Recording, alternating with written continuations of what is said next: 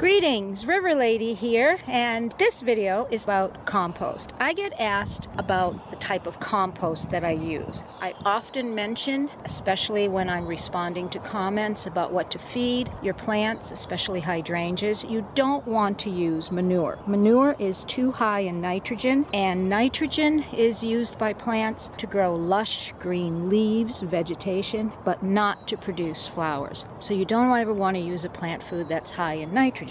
I like to use compost. I use compost on my roses, and I do treat my hydrangeas with compost. For most of my hydrangeas, I gave them compost mixed with sphagnum moss. I added sphagnum moss to compost, and the reason I added the sphagnum moss is because that helps to acidify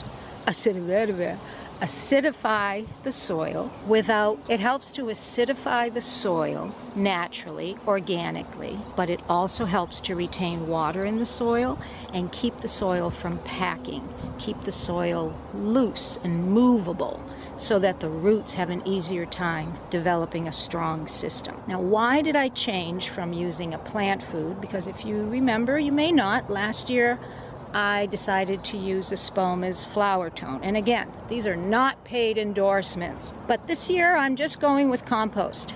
And the reason for that is I took a few Master Gardener courses, and I learned a lot about hydrangeas. And one of the presenters just recommended using compost. You don't have to use plant food. She said compost has all the nutrients that the plant needs. And hydrangeas love compost, as do roses, as do all plants. So today I just want to talk about my compost, how I get it, and if I have to buy it, what I buy. I will place a link to how I make my compost to that video.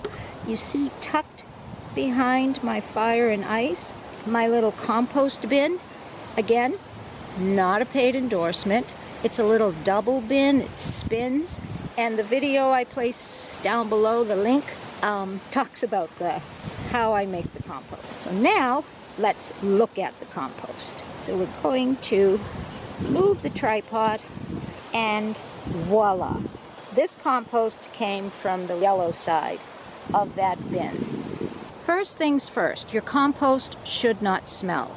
You know it's ready when it does not have a foul odor. It has more of an earthy odor. Your compost should be crumbly, and any pieces that you find, you can actually remove them if they're too large. This is one of those little pods from my Aero garden. They're made of peat, so I'm actually going to leave that in there. It didn't break down as completely as I would have liked, but that's all right. I'll still work it into the soil. Anything that's too large in your compost that you don't need, that the plant isn't going to use, you can take out. For example, if you got anything that's sprouting, get rid of that. If you have sticks in there, you can go ahead and get rid of those. Remember, the sticks and the leaves that you add to your compost are your brown materials, so you do want those because they add carbon, but you want to get rid of the big chunks. Your compost should be crumbly and rich looking, and this is perfect. This is absolutely perfect. So I'll pick through this compost, and the easy way to do that is with my pitchfork. I can just move it around and then get rid of. I don't know where I got all these sprouts. I think a chipmunk decided to visit my compost and jump in a bunch of sunflower seeds. So once you've gone through your compost and removed any of the large chunks, the large sticks, you can then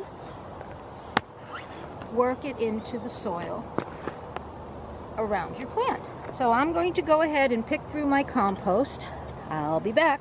So once you have your compost ready, all you have to do is then take your bucket to your plant and work the compost into the soil. Let's go feed one of my roses that did not get fed yet because I got sick.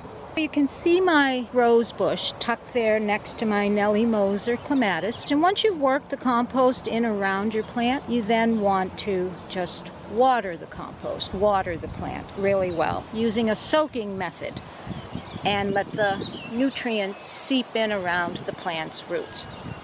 And now you're going to get to see my new toy in action.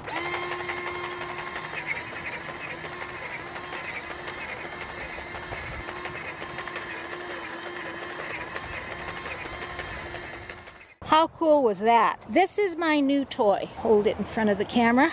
It is a mulcher. My friend and his wife gave it to me. Thank you, Bob and Jill, for mulching my gardens and to help with the weeding. This is great for turning over the soil or mixing in food or compost, as you just saw. It has these spinny blades. Has these spinny blades, and it's battery operated, and it doesn't get in the ground too deep so it doesn't damage the roots of the plant. And that's it. Okay, I'm out of breath. I'm out of shape. So I have just fed my rows with my homegrown compost, and now I will place my drip hose around it and I will water it. If you're going to buy compost, you can buy whatever compost you want. I use this. It's a mushroom compost, and it's great compost, but you can get whatever compost you want. You just want to make sure that it has no animal products in it, because they tend to be high in nitrogen.